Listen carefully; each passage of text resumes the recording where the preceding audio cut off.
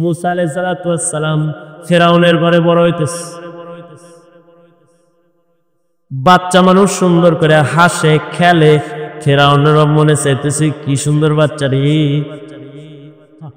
যায় আস্তে করে কোলে লইছে, কোলে কথা কয় আর আদর করে একটু ওর মায়ের লগে যেহেতু হাসে, মায়ের চুমু খায়, আসিয়া চুমু খায়। ফিরাউন কয় আমিও একখান চুমা বসাই। ফিরাউন যখন নিজের মুখটা হযরত মুসার দিকে আগাইছে চুমা দেওয়ার জন্য, পয়গম্বর মুসা আলাইহিস সালাম চিন্তা লাইছে তোর মতো শয়তান মানুষের চুমা আমি কালি বলা লইতেছি না। তাফসীরে আছে এমন একটা বসাইছে চেহারার উপরে, একটা দিয়া মুখ বাঁকা বানায় লাইছে, একটা বসায় দিছে ঠিকঠাক মতো বসাইছে।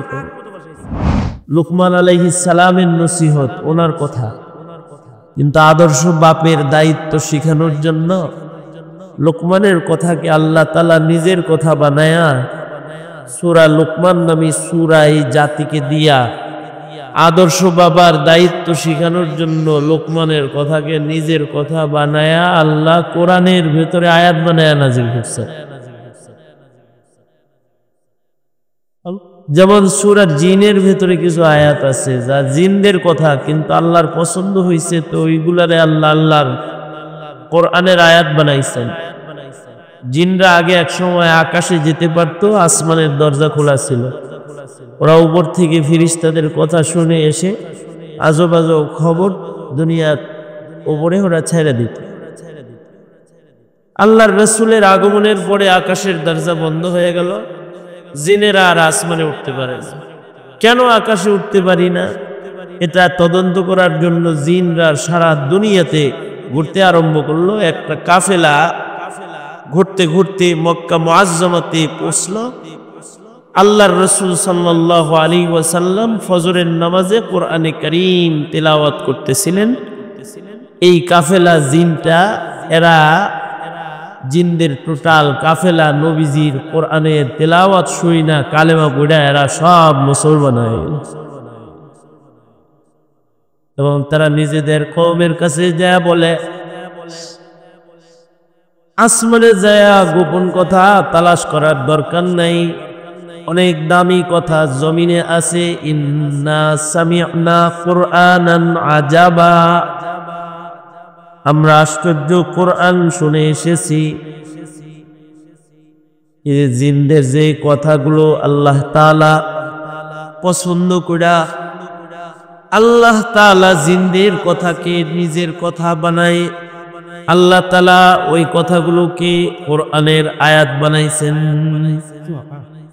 যেমন সূরা মারিয়ামে এমন কিছু কথা আছে যেই কথাগুলা হযরত ঈসা আলাইহিস সালাম মায়ের কোলে দোলনার ভিতরে বলছে।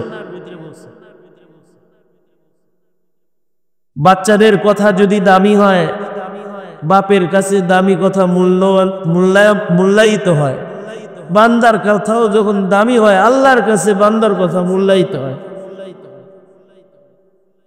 এজন্যে মারুফ কথা বলতে হয়, মুনকার কথা বলতে হয় না, কারণ কথা আল্লাহর কাছে পছন্দ হয়ে গেলে আল্লাহ আল্লাহর কথা বানায়। কথা অনেক দামি জিনিস। তো হযরত ঈসা আলাইহিস সালামকে আল্লাহ তাআলা মার কোলে কথা বলাইলেন, মায়ের কোলে কথা বললেন। মানুষের কথা বলার একটা বয়স আছে, কি গো বন্ধুগণ, মানুষের কথা বলার একটা বয়স আছে। এই বয়সের আগে কেউ কথা বলেন, কিন্তু আল্লাহ তাআলা কিছু বাচ্চাকে মার কোলে কথা বলাইছেন। আল্লাহ ইচ্ছা করলে বলাইতে পারেন কি পারেন না? সদ্য ভূমিষ্ঠ একদিনের বাচ্চাকে আল্লাহ কথা বলাইছেন। বলেন তো আল্লাহ ইচ্ছা করলে পারে কি পারে না? জোরে আওয়াজ করে বলেন। একদিনের বাচ্চা যদি হাঁটতে পারে, আল্লাহ যদি একদিনের ছাগলের বাচ্চারে হাঁটাইতে পারে, তাহলে একদিনের মানুষের বাচ্চারে কথা বলাইতে সমস্যা করবে। একদিনের বাচ্চা, 2 দিনের বাচ্চা, 5 দিনের বাচ্চা যদি গোতাগুতি করতে পারে, তো ঈসা আলাইহিস সালাম বুঝি মুখ দিয়া কমাস কম দৌড় দিতে পারবো না? ছাগলের বাচ্চা মাথা দিয়ে গুতা মারে, গুতা শিখাইছে। হাঁসের বাচ্চা জন্মের পরে সাঁতরাইতে পারে, যে আল্লাহ বাচ্চাকে সাঁতার কাটাইতে পারে ওই আল্লাহ বাচ্চারে কথা বলাইতে পারে। মুরগির বাচ্চা ডিমের আবরণ থেকে বের হয়ে, মুরগিরে তো আপনাদের দেশে খানা দস্তরখানে প্লেটে সাজায় দেন, দস্তরখান বিছায় সুন্দর সিনাই প্লেটের ভিতরে খাওয়ান দেন না মুরগিরে? মুরগিরে খাবার দেয় উঠানের উপরে বালুর ভেতরে ছড়ায়, কিন্তু একদিনের বাচ্চাগুলা খাবার চিনা চিনা চিনা চিনা চালের ভাঙ্গা টুকরা গুলাই খায়, একটা পাথর খায় না। বলেন তো এই শিক্ষা মুরগির একদিনের বাচ্চারে দিল কে? আরো জোরে আওয়াজ করে বলেন, দিছে কে? ছোট্ট একটা হাঁসের বাচ্চা ডুবায় ডুবায় সাঁতরায়, পানির নিচ থেকে কাদার ভেতর থেকে শামুক কুড়ায় খায়। এই ইলম শিখাইছে কে? এর ভেতরে আমার মালিকের কুদরত দেখা যায়। শিক্ষক ছাড়াও, মায়ের আদর ছাড়াও, কারোর তরবিয়ত ছাড়াও বাচ্চাদেরকে আল্লাহ তাআলা তরবিয়ত দেয়। যেমন সাপের বাচ্চা, সাপ ডিম পাড়ার পরে সাপ নিজের ডিমের কথা ভুলে যায়। বুলাকে পাখি ডিমের কথা ভুলে না, মুরগি ডিমের কথা ভুলে না, কিন্তু সাপ নিজের ডিমের কথা ভুলে যায়। ডিম পারছে এগুলো এই এলাকায় ইসলামপুরে অবয় ভাষায় ডিম পেরে গেছে আত্মারা, বাচ্চা হয়েছে অভয় ভাষায়, কিন্তু সাপ রয়েছে আত্মারা। মাল লগে সাপের দেখা হয় নাই। ছাগলের সাথে ছাগলের বাচ্চা ঘুরতে দেখছেন, গরুর সাথে গরুর বাচ্চা ঘুরতে দেখছেন, মুরগির সাথে মুরগির বাচ্চা ঘুরতে দেখছেন, এমনকি বাঘের সাথে বাঘের বাচ্চা, সিংহের সাথে সিংহের বাচ্চা, হাতির সাথে হাতির বাচ্চা ঘুরতে দেখেছেন, ঘোড়ার সাথে ঘোড়ার বাচ্চা ঘুরতে দেখেছেন, সাপের সাথেও তো সাপের বাচ্চা ঘুরতে দেখছেন, তাই না? আসলে দেন নাই, কারণ কি সাপের ভিতরে কি না বুগস এত বেশি যে বড় সাপ ছোট সাপরে খায় না। এই কারণে বাচ্চারা তার মাল লাগেও যায় না, কারণ ওরা জানে মা খায়া লাগে, মা দূরে, ওরা দূরে কোনোদিন মাল লাগে ঘুরে না, বাপের লগেও ঘুরে না। একা একা একা একা ওরা খাবার চিন্না খায়, একা একা চলা শিখি, কোনো মায় হাঁটা শিখায় না। যেমন আমাদের বাচ্চাদেরকে মায় হাঁটা শিখায়, ওইখানে দাঁড় করে আসো আসো আসো, বাচ্চা আসে দৌড়ে আসে হাঁটা শিখায়। কিন্তু আশ্চর্য, মাল লগে সাপের বাচ্চার দেখা হয় নাই। একদিনে সাপের বাচ্চা ওইভাবে পেঁচায় পেঁচায় পেঁচায় পেঁচায় হাঁটে জেনে ওর মা হাঁটে। 2 দিনে বাচ্চার লেজের উপরে যদি কারোর পা লাগা যায়, আজও প্রশিক্ষণ লইয়া ওরা জন্মায়, ডিফেন্স পাওয়ার এত ভালো। বড় সাপ যেমন ফনা ধরে, 2 দিনের বাচ্চা ফনা ধরে মাথা উঠে না। যে আল্লাহ 2 দিনের সাপের বাচ্চারে ডিফেন্স পাওয়ার দিতে পারে, 2 দিনের সাপের বাচ্চাকে তরবিয়ত ছাড়া হাঁটাইতে পারে, ওর খাবার ওর বসবাসের জায়গা চিনাইতে পারে, ওই আল্লাহকে বাচ্চারে কথা বলাইতে পারে না? ওহুয়া আলা কুল্লি শাইইন কাদির। তিনি কাদিরে মুতলাক, যা চান তাই তিনি করেন। ইযা আরাদা শাইআন, কোন ইচ্ছে তিনি করেন তো বলেন কুন, সঙ্গে সঙ্গে সেটা হয়ে যায়। এমন কুদরত ও আল্লাহ মালিক কি জোরে আওয়াজ করে বলে।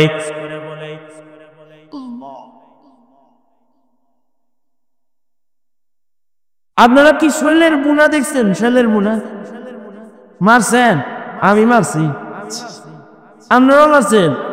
ইন্নালিল্লাহ, আপনারা বদ্রনাথ তো দিলে পোনা মাছ বাইরে খান।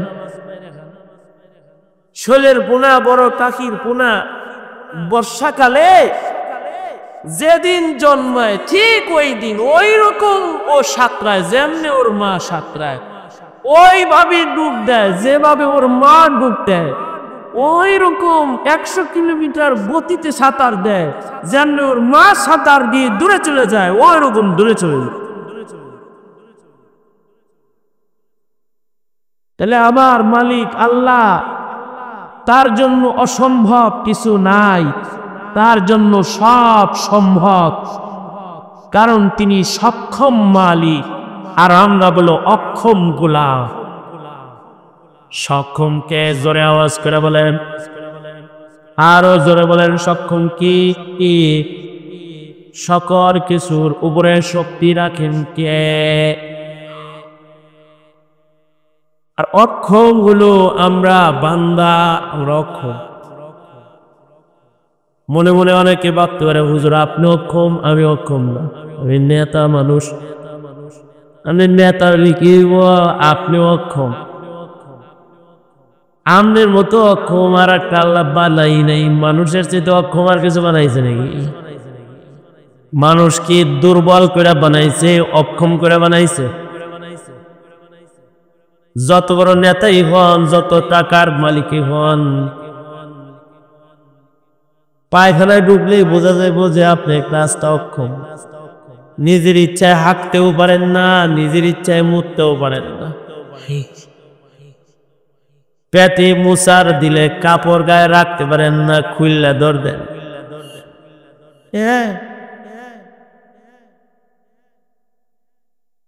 এমনকি হাঁটতে যায় মুততে দেন। কই যান কয় বাদ করে ধরছে, হাগু করতে যাই গেছে, হাগুর কথা কয়ে যাইতা যায় মুততে দিচ্ছে। আবার জিয়ানের মধ্যে মুতপাল্লাই বইছে, ইয়ানের মধ্যে আগে দিছে। যেখানে পেশাব করতে পড়ছে ওইখানে পায়খানা করে দিছে।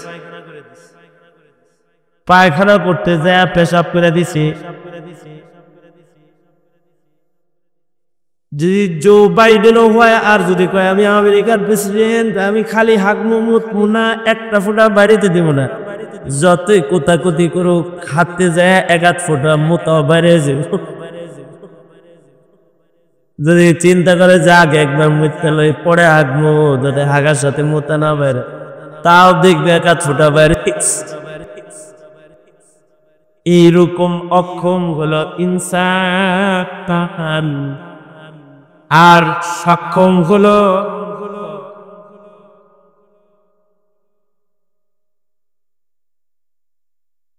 তিনি সব কিছুর উপরে কাদের মুতলক। তিনি বাচ্চাকেও কথা বলাইতে জানেন। শুধু তাই না, তিনি বাপ ছাড়া মানুষ বানাইতে পারেন, মা বাপ ছাড়া মানুষ বানাইতে পারেন।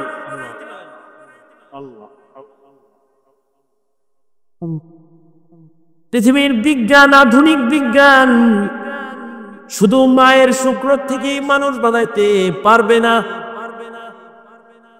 মায়ের 1 ফোঁটা নাপাক পানি, বাবার 1 ফোঁটা নাপাক পানিকে টেস্ট টিউবের ভেতরে দিয়ে বাচ্চা বের করে, কিন্তু 2টা ফোঁটা নাপাক পানি লাগে, 2 পাশে শুক্র লাগে। এক পাশে শুক্র যদি খারাপ হয় তাহলে বাচ্চা হয় না। এই কারণে বহু বিবাহের পরে স্বামীর দোষে রুগ্ন স্বামী, এ কারণে বিবির পেটে বাচ্চা হয় না, অথবা রুগ্ন বিবি স্বামীর শুক্র দিয়া বাচ্চা হয় না। কিন্তু আল্লাহ তাআলা চাইলে বাপ ছাড়াও মানুষ বানাইতে পারে। ঈসা আলাইহিস সালাম কি জন্ম দিলেন, বাপ নাই। হযরত মরিয়ম বলে, আয় আল্লাহ, বাপ ছাড়া বাচ্চা দিলেন, মানুষের জিগাইলে কি কম? তো তোমার কইতে হইব না, তুমি বলবা আমি রোজা, আমার কথা বলা নিষেধ। কে বলবে? আমার কুদরতে যে আসছে, সে আমার কুদরতে সব বলতো, সেই বলবে। একদিনের বাচ্চাই বলবে যাও, বাচ্চা বলবে চলে যাও। বাচ্চাকে কোলে লইয়া হযরত মরিয়ম চলে আসছে। তো এলাকার লোকেরা কয়, এই মরিয়ম, নেককারের কন্যা, নেককার বাবা মার ঔরসে তোমার জন্ম, এটা কি হলো? এ বাচ্চা করতে গেল। হযরত মরিয়ম কয়, রোজা রোজা, কথা বলা যাবে না। কমু কার লগে? কয় যে হেল লগে, যে আইসে অনিয়মে, হেল লগে অনিয়মে কথা কয়। যে মাওলায় অনিয়মে পাঠাইতে পারে, সে মাওলায় অনিয়মে কথা বলাইতে পারে। ওরা কয়, হ্যাঁ বাচ্চা কি কথা কয়? ঈসা নবী কয়, আল্লাহ বলে, কয় কে বলছে? বলে না, ইন্নী আবদুন। কথা বলা শুরু করছেন আর সবাই বলতেছেন সাবধান, তোর মতো আমি সাধারণ না। আতানিয়াল কিতাব ওয়া জাআলানি নবিয়্যা, আল্লাহ তাআলা আমাকে অসাধারণ বানাইছেন, নবী বানাইছেন, বাচ্চা বয়সে নবুয়ত দিয়েছেন। এই বাচ্চা বয়সে আমি শিক্ষিত, আমি কিতাবওয়ালা। কথা কবি আমার লোকে সাবধান, তোরা তো মূর্খ, আমি হলো শিক্ষিত। আল্লাহু আকবার জোরে করে বলে। হায় রে, আরে জোরে আওয়াজ করতে। পৃথিবীর কোন নবীর আল্লাহ মানুষের কাছে শিখায় নাই, লেখাপড়া করায় নাই। কে পড়াইছে? জোরে বলেন। সম্ভব না, অসম্ভব। আল্লাহর জন্য সম্ভব না, অসম্ভব। মাছ কার কাছে পড়ছে? মাছ কার কাছে লেখাপড়া করছে? আল্লাহর কাছে। কোন? আরো জোরে বলে। ছাগল কার কাছে হাঁটা শিখছে? ওর মায়ের কাছে? আল্লাহর কাছে। পৃথিবীর কারো কাছে? আল্লাহর কাছে। পাখি উড়া শিখছে আল্লাহর কাছে। সাগরের নিচে মাছ জন্মায়, সাগরের নিচে। ওদের শিক্ষক হলেন আল্লাহ। এমনও মাছ আছে, যেমন সাগরের ভেতরে এমন কিছু মাছ আছে যাদের বসবাস হলে বিভিন্ন সাগরে, কিন্তু ওদের বাচ্চা হয় আটলান্টিক মহাসাগরে। আরো আশ্চর্য খবরগুলো, বাচ্চা হওয়ার আগেই মা মরে যায়। ভারত সাগরে কিছু মাছ আছে, বঙ্গোপসাগরে কিছু মাছ আছে, আরব সাগরে, চায়না সাগরে কিছু মাছ আছে। সায়েন্টিস্ট যারা, এরা হয়রান পেরেশান রবের কারিশমা দেখে। ওদের মাথা ধরে না, এই যে এগুলো কেমনে সম্ভব, ধরবো কেমনে? ওরা তো আল্লাহ চিনে না, ধরে না। আমাকে আবার ধরে যে সম্ভব, কারণ কে করে? বঙ্গোপসাগরে ওদের বসবাস, আরব সাগরে, ভারত সাগরে, চায়না সাগরে, আফ্রিকা সাগরে ওদের বসবাস। কিন্তু এই মাছগুলা এই সকল সাগরে ওদের ডিম পাড়ে না। এই পানির ভেতরের তাপমাত্রা ওদের পেটের ডিম বাইর করে না। এই মাছগুলার যদি বাচ্চা হইতে হয় আর ডিম পাড়তে হয়, তাহলে ওদের আটলান্টিকে যাইতে হয়। নির্ধারিত জায়গা আছে ওদের,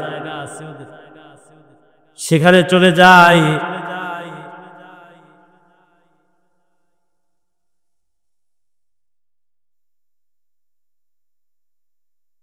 আটলান্টিক মহাসাগরে চলে যায়। আটলান্টিক অর্থাৎ হিন্দুস্তান সাগর থেকে আটলান্টিকে যায়, আরব সাগর থেকে আটলান্টিক, দক্ষিণ আটলান্টিকে চলে যায়।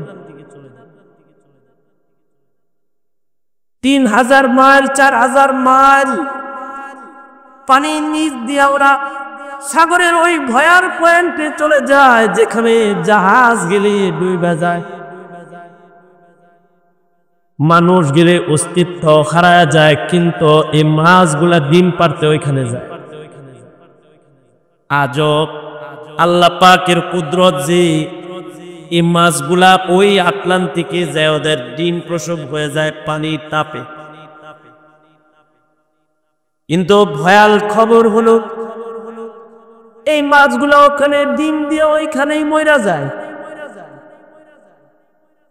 এই ডিম থেকে যে বাচ্চাগুলো জন্মায় মার লগে দেখা নাই মা মরছে ওদের জন্মের আগে, এই পানির থেকে আবার বাচ্চা প্রসব হয়, পানির তাপে ডিমের থেকে বাচ্চা বের হয়ে যায়, মাছের বাচ্চা বের হয়। দেখেন বুঝার বিষয় হলো আমি যে ওই বাস থেকে এই বাসে আইছি, কই দিনে ছিলাম দুবাউরা না, দুবাউরার থেকে এখানে আইছি, গুগল ম্যাপ দিয়ে আইছি, তাও যে না চিনি না তারা এনায় কই কোন দিকে যাবো ডানে না বামে। কিন্তু 3000 মাইল 4000 মাইল 5000 মাইল সফর কইরা পানির নিচ দিয়ে একটা মাছ জায়গা মতো ওদের বাচ্চা প্রসব হসপিটাল আটলান্টিকে চলে যায়, কোনো ম্যাপ লাগে না। বিমান হেলিকপ্টার, যেমন আজকে হেলিকপ্টারে আসলাম নেত্রকোনা, তো ও ম্যাপ ছাড়া চলতে পারে না, বিমান ম্যাপ ছাড়া চলতে পারে না। কিন্তু অতিথি পাখি 1200-1300 মাইল আকাশে উড়া চলে আইছে ম্যাপ ছাড়া। আশ্চর্য, ওদের ম্যাপ লাগে না, ওরা আবার বাড়ি যাইবো ফিরা ম্যাপ ছাড়া। শীত শেষ হয়ে যাবে, ওরা আল্লাহর দেয়া ইলিম দিয়া, আল্লাহর দেয়া বিজ্ঞান দিয়া, আল্লাহর দেয়া পাখি পাখা দিয়া, তেল ছাড়া গ্যাস ছাড়া ইঞ্জিন ছাড়া ওরা পুরা দিয়া আকাশে উড়ে উড়ে 1200 1400-1500 আসমানে উড়ে ওরা নিজ বাড়িতে আপন নিরে চলে যাবে। এই যে এই যে শিক্ষা এই পাখিকে দিয়েছে কে?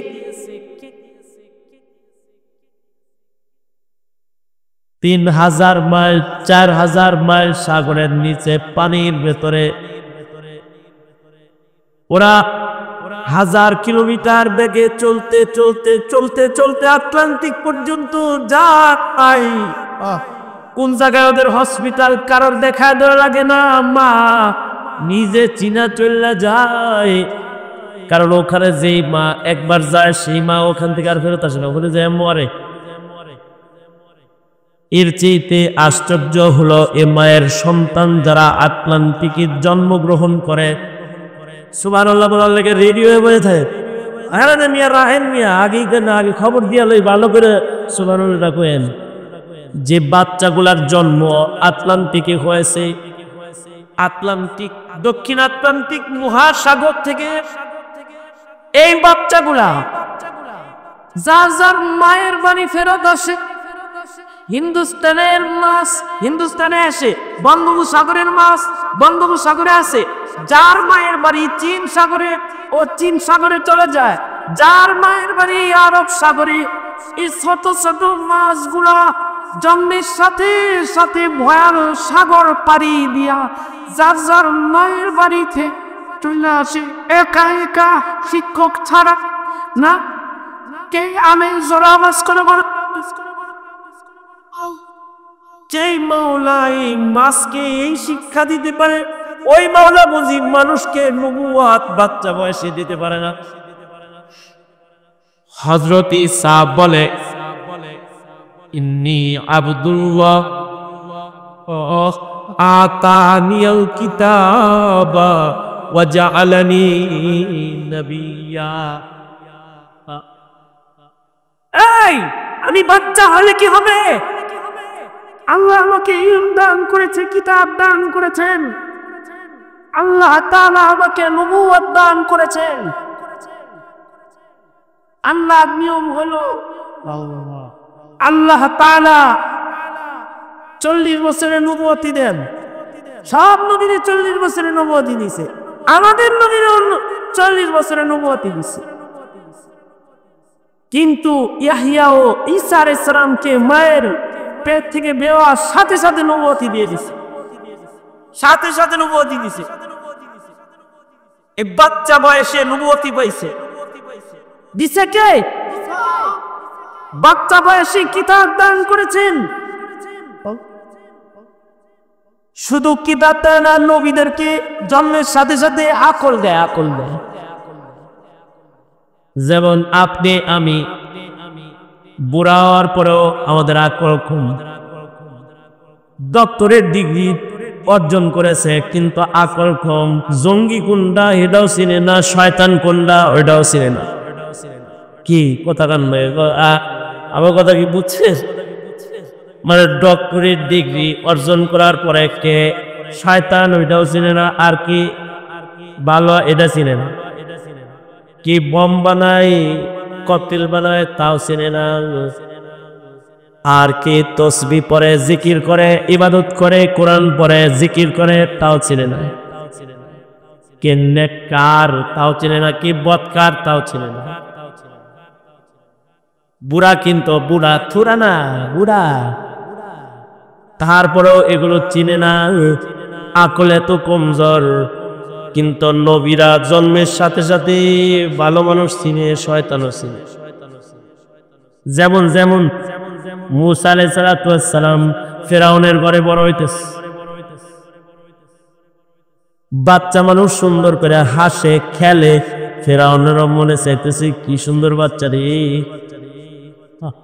যায়া আস্তে করে কোলে লইছে, কোলে কথা কয় আর আদর করে একটু ওর মায়ের লাগে, যেহেতু হাসে মায়ের চুমু খায়, আসিয়া চুমু খায়।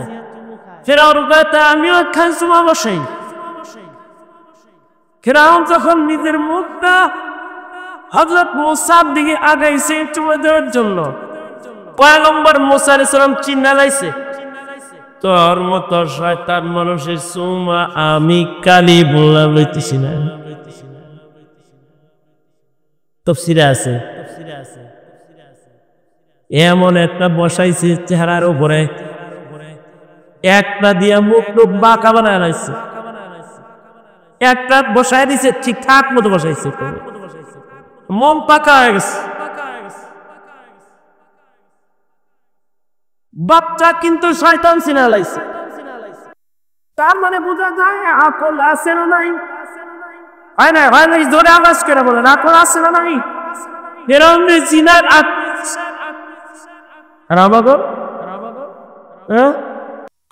সব হুজুরি তো পাগড়িওয়ালা, সব হুজুরি টুপিওয়ালা, সব পিড়ি দাঁড়িয়ে আছে, তারপর উদ্দেশ্য পিসাব, ডলার পিসাব পিসাব, শয়তান পিসাব পিসাব, জন ববিও পিসাব কয়, সব তো রই ধাগা।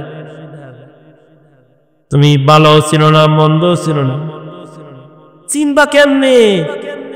আসলেই তো মানুষ দুর্বল, চিনতে তার দেরি হয়, তারপরেও তো নিজের খুব সবল সবল মনে করো। হযরত মুসা আলাইহিস সালাম তোমার আমার মতো ব্রেনওয়ালা না, তিনি নবী, নবী রাসূল, আকল কামেল। ফিরাউনের দিক থেকে চিনা ফলাইছে, বুঝা শূন্য একটা ঠাস করে বসেছে।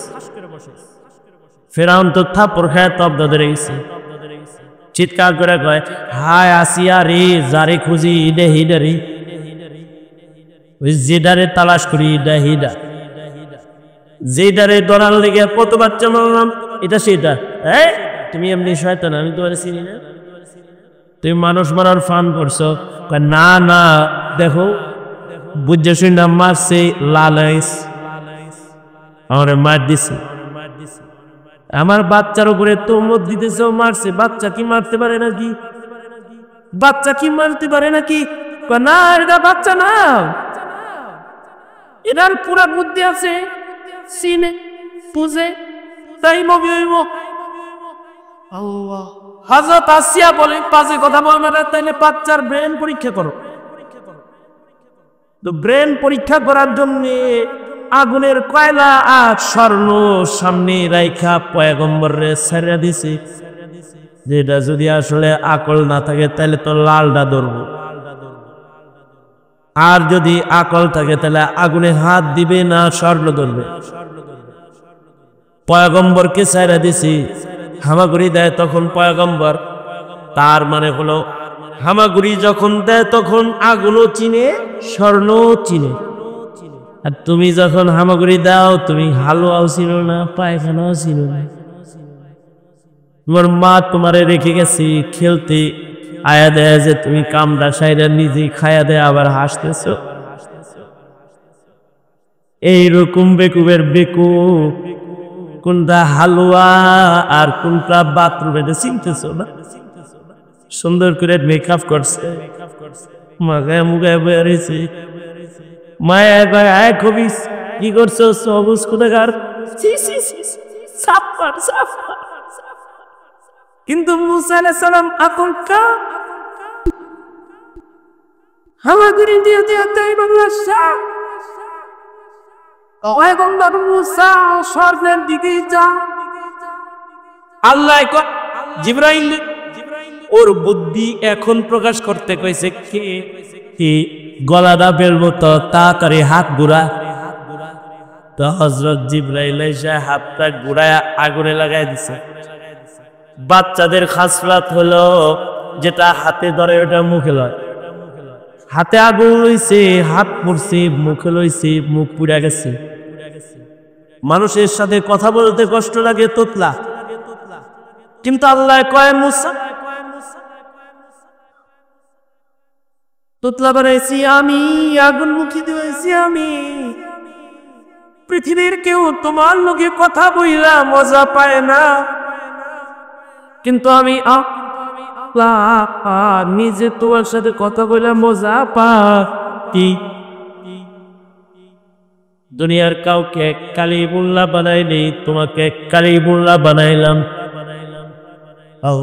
বাচ্চা কিন্তু বাচ্চা বয়সে আকল কামেল।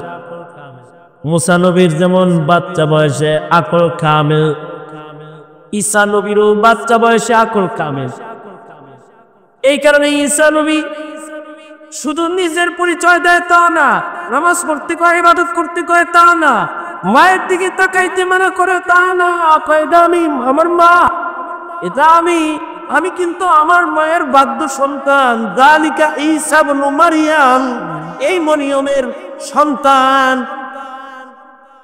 আমি। এই সন্তান থাকতে কিন্তু মারে তোরা বেজ্জত করতে পারবি না। আল্লাহ দেয়া বুদ্ধি দিয়া, আল্লাহর দেয়া শক্তি দিয়া, যে আল্লাহ কথা বলার শক্তি দিছে, বুদ্ধিমত্তার সাথে হযরত ঈসা আলাইহিস সালাম আল্লাহ দেয়া শক্তি দিয়া শুধুই মাত্র মানুষের সাথে কথা কয় না। তিনি চিন্তা করলেন যেই মাওলায় কথা বলার শক্তি দিল তার নাকি একটু কথা বল না, কারণে তার লোকেও কথা বলা শুরু করল। কি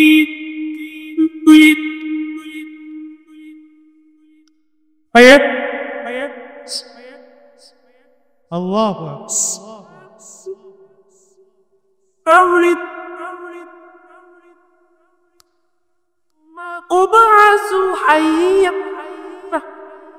হযরত ঈসা আলাইহিস সালাম আল্লাহর নবীও কথা শুরু করে দিবেন। আল্লাহ আমি কিন্তু নিরাপত্তা শান্তি শুধু জন্মের দিনে চাই তা না, আমি কিন্তু মরার দিনেও শান্তি চাই, আমি কিন্তু মৃত্যুর দিনেও নিরাপত্তা চাই। ও আল্লাহ আমি কিন্তু হাসরের মাঠেও নিরাপত্তা চাই। আল্লাহ জন্মের সাথে সাথে সব কবুল করে আলাইছে। এ কারণে আল্লাহ তাআলা সালামতি দেওয়ার জন্য আকাশে লেগেছে। মানুষ যখন তারে মারতে গেছে মরণের সালামতি তো জন্মের পরেই চাইছে। আল্লাহ তাআলা আকাশে লেগেছেন, নিত্য সালামতির শহরে উনার হবে। এই জন্মের সময় যেমন আল্লাহর কুদরত, আল্লাহ পাকের মদত শামিলে হাল হয়েছে, ঈসা পয়গম্বরের মরণের সময় আল্লাহ পাকের কুদরত শামিলে হাল হবে দাজ্জাল যার হাত থেকে বাঁচার জন্য সবাই দৌড়াবে, আর ঈসা আলাইহিস সালামের হাত থেকে বাঁচার জন্য দাজ্জাল নিজে দৌড় দিবে। কারণ ঈসা নবীর মরণ তো নিরাপদ মরণ, এটা আল্লাহ কবুল করে রাখছে আগেই। এখানে পৃথিবীর সবচেয়ে নিরাপদ শহর মদিনায় আল্লাহর রাসূল নিজের রওজায়ে আতহারের পাশে পয়গম্বর ঈসার কবর দেখা গেছে, যে এখানে আমার ভাই ঈসা ঘুমাবে, আগেই দেখা গেছে। আল্লাহর রাসূল বলে গেছেন আমার ভাই চতুর্থ আকাশে সালামতির সাথে আছে, মেরাজের রাতে আমার দেখা হয়েছে, তিনি কিয়ামতের পূর্বে এ পৃথিবীতে আসবে, দামেস্কের জামে মসজিদের ছাদের উপরে তিনি নামবে। দাজ্জাল যার ভয়ে সবাই পালায়, তার ভয়ে দাজ্জাল পালাবে, কিন্তু বাঁচতে পারবে না। ঈসা আমার ভাই দাজ্জালকে কতল করবে এবং মদিনাতুল মুনাওয়ারায় ঢুকবে। মদিনাতুল মুনাওয়ারাতে তিনি অবস্থান করবে। মদিনাতুল মুনাওয়ারাতে পয়গম্বর ঈসার ইন্তেকাল হবে। কারোর ইন্তেকাল যদি মদিনায় হয় এর চেয়ে ভালো মরণ আর নাই। নবীর মরণ যেখানে, এর চেয়ে ভালো মরণের জায়গা আর নাই। আল্লাহ নবীর জন্ম যেখানে, তার চেয়ে ভালো জন্মের জায়গা আর নাই। কারোর জন্ম যদি হয় মক্কায়, তাহলে পৃথিবীর সবচেয়ে ভালো জমিনে তার জন্ম হয়েছে। কারোর মরণ যদি হয় মদিনায়, তাহলে পৃথিবীর সবচেয়ে দামি জায়গায় তার মরণ হয়েছে, কারণ হাবিবুল্লাহ মরণ মদিনায়। সেটাই আছে রওজাতুম মিন রিয়াজিল জান্নাহ, সরাসরি আল্লাহর জান্নাতের মাটি। মদিনায় যদি কারোর মৃত্যু হয়, মদিনায় যদি কারোর মরণ হয়, ঈসা নবীর মরণ মদিনায় হবে। মদিনায় যদি কারোর মরণ হয়, তার মরণ সবচেয়ে বেশি সালামতির মরণ। কারণ মদিনায় বললে আশা করা যায় কবরের আযাব মা। কারণ মদিনায় ঘুমায় রয়েছেন মুহাম্মদুর রাসূলুল্লাহ সাল্লাল্লাহু আলাইহি ওয়াসাল্লাম। একটা জামাইয়ের কারণে টোটাল বর যাত্রীকে যেমন রান খাওয়ানো হয়, মদিনায় রাসূল ঘুমায় রয়েছে, এই কারণে মদিনার সকলকে জান্নাতের মেহমানদারি করা হয়। এই কারণে সাহাবীরা মদিনায় মরার দোয়া করেছে, কারণ মদিনায় মরতে পারাটা এটা একটা ভাগ্যের ব্যাপার, এটা একটা সুনসিব। কারণ মদিনায় মরণের চেয়ে সালামতির মরণ নাই।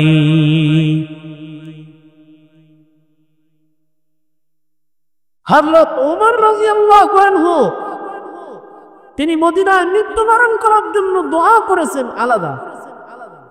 ও আল্লাহ, আপনি আমাকে মদিনায় মরণ দান করেন, শহীদি মরণ দান করেন। ওয়াজআল মাউতি ফি বাদি রাসূলিক, আপনার নবীর শহরে আমাকে মরণ দান করেন, আলাদা করে চাইছে। শেখুল হাদিস জাকারিয়া রাহমাতুল্লাহ আলাইহি মদিনায় মৃত্যুবরণ করার জন্য শায়েখ জাকারিয়া হিজরত করে মদিনায় চলে গেছেন। ইমাম মালিক মদিনায় মৃত্যুবরণ করার জন্য জিন্দেগীর শেষ ভাগে মদিনার বাইরে ইমাম মালিক যান নাই। এখনো যদি আপনার হওয়ার কারণ মরণ মদিনায় কবুল হয়ে যায়, তাহলে এটা হলো একটা উত্তম।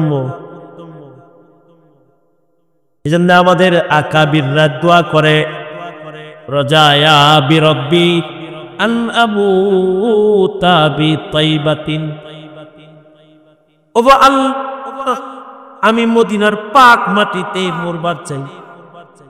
বকিয়ে মুকদ্দস पे हो मेरी मरकद, हमेशा रहूं मैं किनारे मदीना। জন্ম কই হবে এটা চিন্তা করি আমরা, কিন্তু মরণ কই হবে এটা চিন্তা করি না। বিবির বাচ্চার জন্ম হবে, এটা যেন বিপদে না পড়ে, এটাকে তাড়াতাড়ি 3 দিন আগে হাসপাতালে ভর্তি করে দিয়েছে। জন্মের চিন্তা করছি, ভালো জন্ম যেন হয় আগের থেকে ডাক্তার রেডি করছে যে পেট কাটটা বের করে রাখবেন ভালো বলে দেন মেয়েরা। এর জন্মের নিরাপত্তা আসল নিরাপত্তা না। ঈসা নবী বুঝছেন, ঈসা নবী কয় আসসালামু আলাইয়া ইয়াউমা উলিদতু, ওগো আল্লাহ যেদিন জন্মাইছি সেদিন তো সালামতি পাইছি, এটুক শেষ না, আমি মরণের সময় সালামতি চাই, আগে চাইতেছে। ওয়ায়াউমা আমুতু ওয়ায়াউমা উবাসু হাইয়া, জন্ম যেমন তেমন হোক, কিন্তু যদি মরণ কারোর ভালো জায়গায় হয়, ভালো অবস্থায় হয়, তাহলে মরণ যা ভালো হয় সুজার জান্নাত তার ঠিকানা হয়, জান্নাত তার ঠিকানা হয়ে যায়। যার মরণ ভালো হয়, কিছু মানুষের মরণ হয় মসজিদের ভিতরে, আর কিছু মানুষ মরে বাথরুমের ভিতরে, যেমন কাদিয়ানি মারা গেছে বাথরুম টয়লেটের ভিতরে। আর কিছু মানুষের মরণ হয় মসজিদের ভেতরে মুসল্লার উপরে, যেমন ইমামে আজম আবু হানিফা রহমতুল্লাহ আলাইহিকে বিষ খাওয়াইছে মারার লেগা, সাকারাত শুরু হয়ে গেছে, যায় নামাজটা বিছায়া ইমামে আজম আবু হানিফা নামাজে দাঁড়ায় গেছে, সেজদা দিয়া আল্লাহর কদমে পড়া যখন ওর মালিকের পায়ে মাথা ঠেকাইয়া মালিকের ডাকবার লাগছে, আর আজরাইলের রূহটা তখন বাই করছে। ইমাম মুসলিম হাদিস পড়তে পড়তে মারা গেছেন, কেউ কেউ কালিমা পড়তে পড়তে মরে যায়, যেমন আবু যুরআ রাসি রাহমাতুল্লাহি আলাইহি, আহমদ বিন হাম্বলের উস্তাদ যিনি ছিলেন আবু যুরআ রাজি, আলী ইবনুল মাদিনীর উস্তাদ ছিলেন আবু যুরআ রাজি। সারা দুনিয়াতে নবীর সহিহ হাদিসের সংখ্যা হলো 7 লাখ, কিন্তু আবু যুরআ রাজি এত বড় আলেম ছিলেন, 7 লাখ হাদিসের 6 লক্ষ হাদিস যার একাই মুখস্থ ছিল। ওনারা এক বিবি সারাক্ষণ খালি জামান, মানে আবু যুরআ রাজির ছাত্রর বিবি খালি ঘরের ভিতরে খালি উস্তাদের নাম জপতে শুনে তো বলে আবু যুরআ করো কেন? আবু যুরআ করবো না, আমার উস্তাদের 1 লাখ হাদিস মুখস্থ আছে। বিবি মস্কারি করে কয় 1 লাখ হাদিস বারের কাছের কথা। তো ছাত্রর গায়রতে লেগে গেছে, ছাত্র কয় আমার উস্তাদের যদি 1 লাখ হাদিস মুখস্থ না থাকে তাহলে তুমি 3 তালাক। তার মানে নিজের বিবির তালাক কি উস্তাদের ইলমের সাথে ঝুলাইয়া দিছে। পরে টেনশনে পড়ছে কি আসলেই কি উস্তাদের 1 লাখ মুখস্থ আছে না আমার বউটা গেছে। স্বামী স্ত্রী দুইজন আবু যুরআ রাজির কাছে যায় বলে জামাই বউ কাজে লাগিয়া আপনার ইলমের লগে আমাদের বিয়া ঝুলাইছি, হে আমারে কয় আপনার যদি 1 লাখ হাদিস মুখস্থ না থাকে তাহলে নাকি আমি তালাক। এখন কি আমি তার বউ আছি নাকি তালাক হয়ে গেছি? আবু যুরআ রাজি বলে সুখে শান্তিতে স্বামী স্ত্রী ঘরে বসবাস করো, 1 লাখ হাদিস তো আমার সূরা ইখলাস যেমন তোমাদের মুখস্থ, 1 লাখ হাদিস আমার ওই রকম মুখস্থ। আর আমি আবু যুরআ রাজিকে আল্লাহ এমন প্রেম দান করেছেন যে নবীর হাদিসের 6 লক্ষ হাদিস আমার একাই মুখস্থ আছে। 6 লাখ হাদিস মুখস্থ আছে, আর তোমার 600 গান মুখস্থ আছে। আলী ইবনুল মাদিনীর উস্তাদ হলেন আবু যুরআ রাজি। এই আলী ইবনুল মাদিনীর মরণ কেমন হয়েছে? মসজিদের নববীতে ইবাদত করতেছে, ওই জায়গায় মরে গেছে। কপা কি ভালো! ও ওই দিন কেবল মিউজিয়াম থেকে ওই খাতটা বাইর করা হয়েছে দোয়ার জন্য, যে খাতের উপরে সোয়াইয়া রহমাতুল আলামিন নবীকে কবরে নেওয়া হয়েছে। এর দিক দিয়ে নবীর খাত মিউজিয়াম থেকে বের করা হয়েছে, আর এক দিক দিয়ে জমানার শ্রেষ্ঠ মুহাদ্দিস ইমাম বুখারীর উস্তাদ আলী ইবনুল মাদনী মারা গেছে। বুখারী শরীফে ইমাম বুখারী আলী ইবনুল মাদনীর riwayat দিয়ে বলে রেখেছে, আলী ইবনুল মাদনী মদিনায় ওই দিন মরছে যেদিন রাসূলের খাত বের করা হয়েছে, অর্থাৎ যে খাতের উপরে হাবিবে কিবরিয়া মুহাম্মাদুর রাসূলুল্লাহ সাল্লাল্লাহু আলাইহি ওয়াসাল্লামের জিসমে আতহারকে গোসল দেওয়া হচ্ছে, যে খাতের উপরে রাসূলকে কাফন দেওয়া হয়েছে, যে পালকিতে চুইরা রাসূলকে কবরে নামানো হয়েছে, এই খাতটা ধৌত করার জন্য আজকে বের করা হয়েছে। আর আলী ইবনুল মাদনী মারা গেছে। তার মানে উলামারা বলে আজকে খাতটা বের করছে আর আলী ইবনুল মাদনী আজকে মারা গেছে, তার মানে গুলো আল্লাহ বুঝি আলী ইবনুল মাদনীকে ওই খাতে চড়ায়া কবরে নিতে কয়। উলামারা নেক ফালি করেছে, আলী ইবনুল মাদনীর ইন্তেকাল হয়ে গেলে সরওয়ারে দু আলম নবী মুহাম্মদুর রাসূলুল্লাহ সাল্লাল্লাহু আলাইহি ওয়াসাল্লামের খাতার চৌপায়ার উপরে হযরত আলী ইবনুল মাদনীকে উঠায় দেওয়া হয়েছে। এই খাতে ওনাকে গোসল করানো হয়েছে, কাফন পরানো হয়েছে। এই পালকি, যে পালকিতে চইরা রহমতের নবী, বরকতের নবী মুহাম্মদুর রাসূলুল্লাহ সাল্লাল্লাহু আলাইহি ওয়াসাল্লামকে কবরের ঘরে নামানো হয়েছে, এই পালকির ভিতরে উঠায়া মদিনার মুহাদ্দিসরা কামনে করে আলী ইবনুল মাদনীকে জান্নাতুল বাকি গুরুস্থানের কবরে নামাইছে। কারোর কবরের যাত্রা দেখলে দিল কলিজা ব্যথায় ফাইটা যায়, আর কারোর কবরের যাত্রা দেখলে দিল খুশিতে বইরা যায়। কেউ কবরে যায়, হাজার হাজার আলেম তারে কামনে করে কবরে লয়ে যায়। শেখুল ইসলাম আল্লামা আহমদ শফী কবরে গেল, পালকিটা হাজার হাজার আলেমরা কাঁধে লওয়ার জন্য পাগল হয়ে গেল।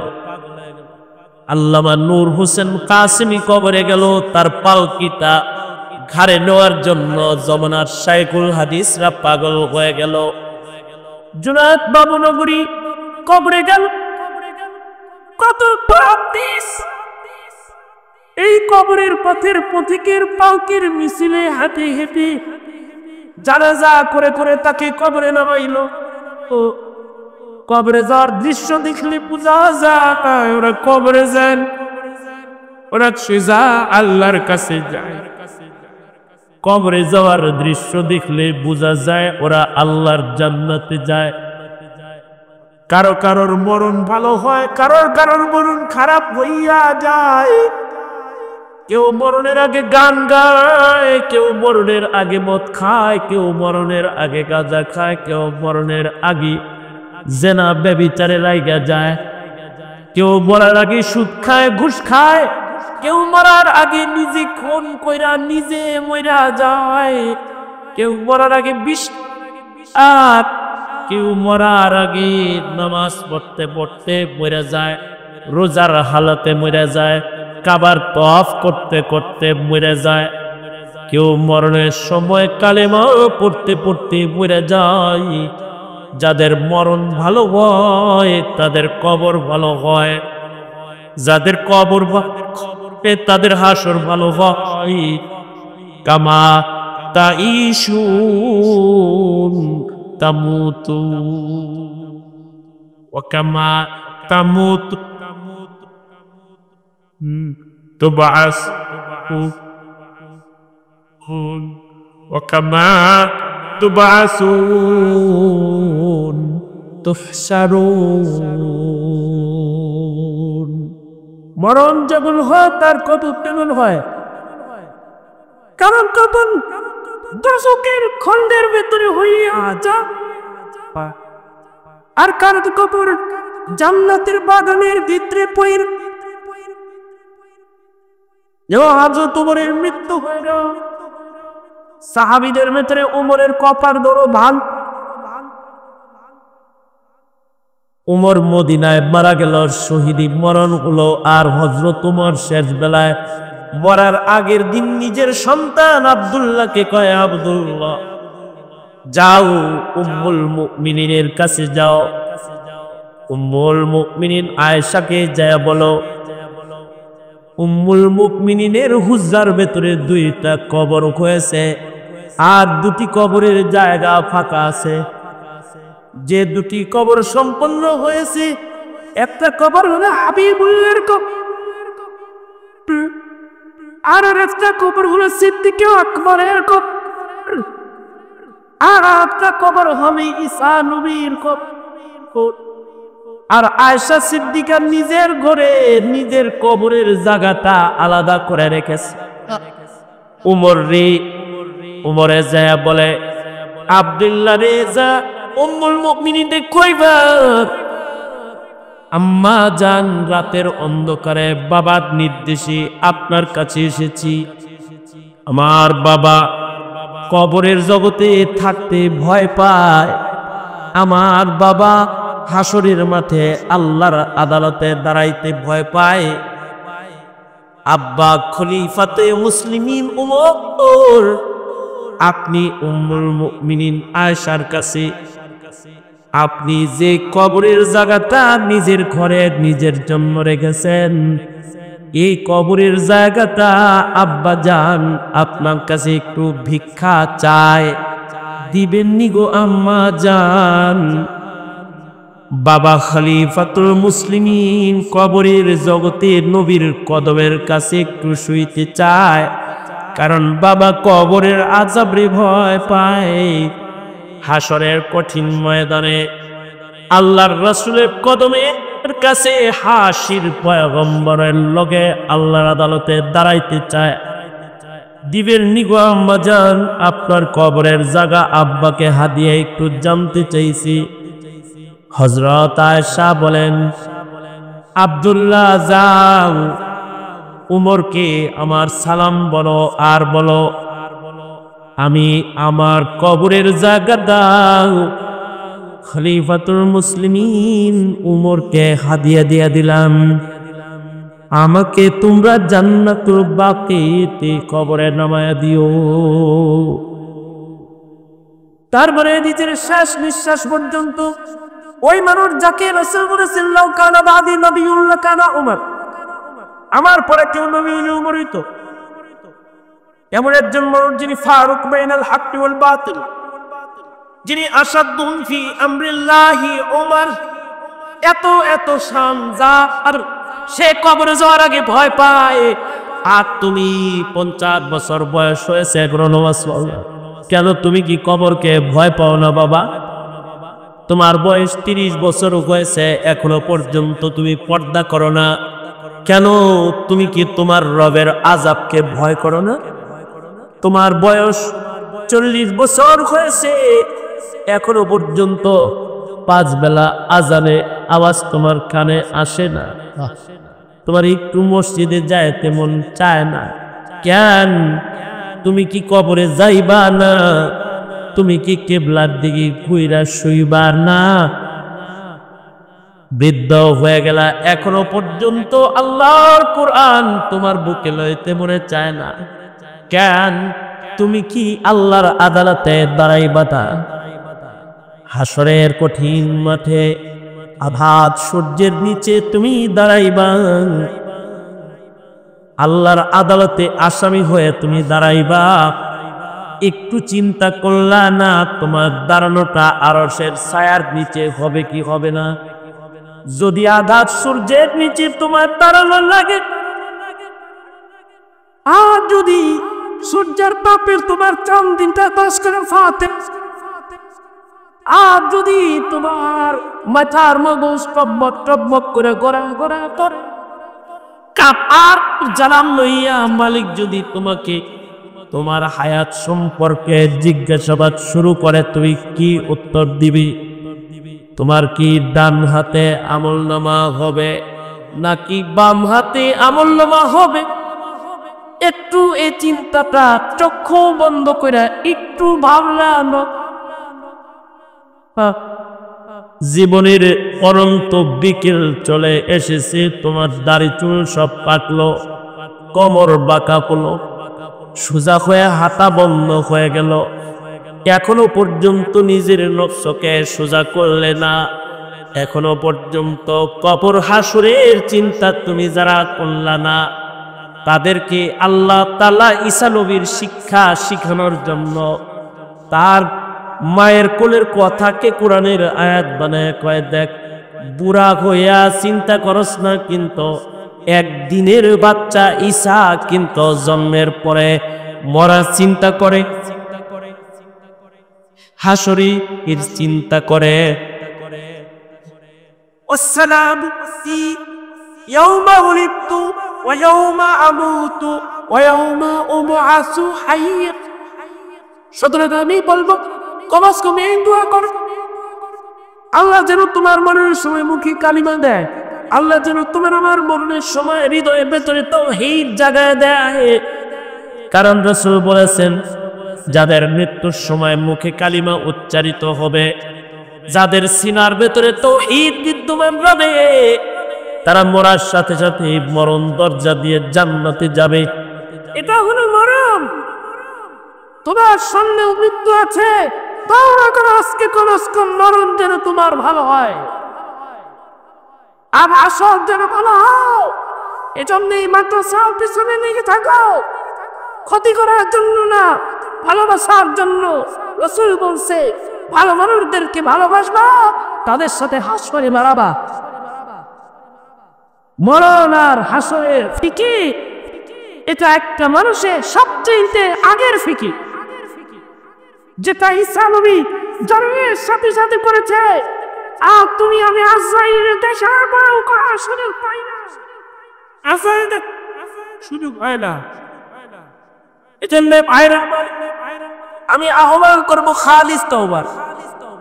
পীর মাশায়েখ বুজুর্গরা আছে, তওবা করো আর আল্লাহর কাছে বলো, ওগো আল্লাহ জিন্দেগীর সব গুনার জন্য মাফ চাই, আমার মরণটা ভালো বানায় দিও।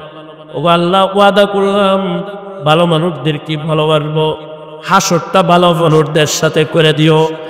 মরণ আর হাসরের চিন্তায় সামনের জীবনে কদম কদম চলবো। জোরে আওয়াজ করে বলেন ইনশাআল্লাহ।